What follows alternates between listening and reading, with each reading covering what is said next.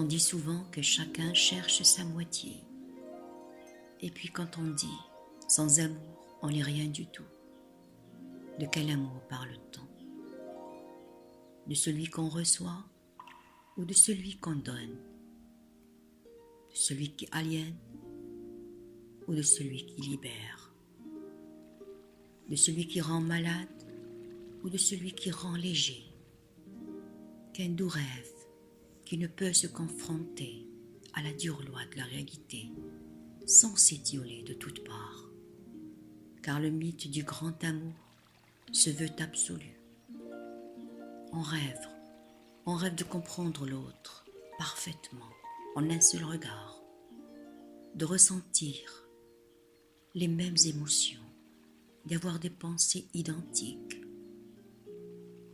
Mais on rêve seulement de trouver la personne avec laquelle nous entretiendrions une parfaite correspondance. L'âme sœur, comme les romantiques aiment appeler l'élu de son cœur. L'amour vrai, ni idéalisé, ni rêvé, nous tire vers davantage de grandeur.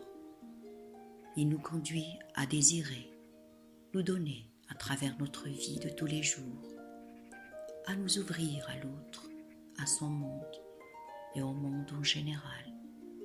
Il nous aide à nous décentrer de notre moi. Il ne supprime pas les limites de chacun, mais jaillit au cœur de la différence. Aimer, c'est essayer d'approcher la vérité de l'autre, de l'accueillir comme une personne à part entière.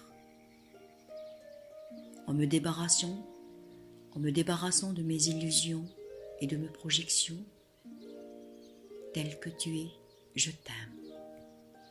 Ce n'est pas un sentiment, une fuite de mon mal-être, une recherche d'émotion ou de gratification. La solution pour être enfin reconnu et comblé. L'amour vrai s'apprend, se découvre et se construit. Aimer est un acte. Il est la recette d'un bonheur vrai, solide, durable.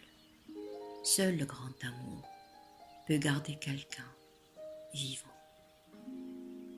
Vous étiez à l'écoute de Yasmine dans un texte de Jean-Marc Henry, Le grand amour.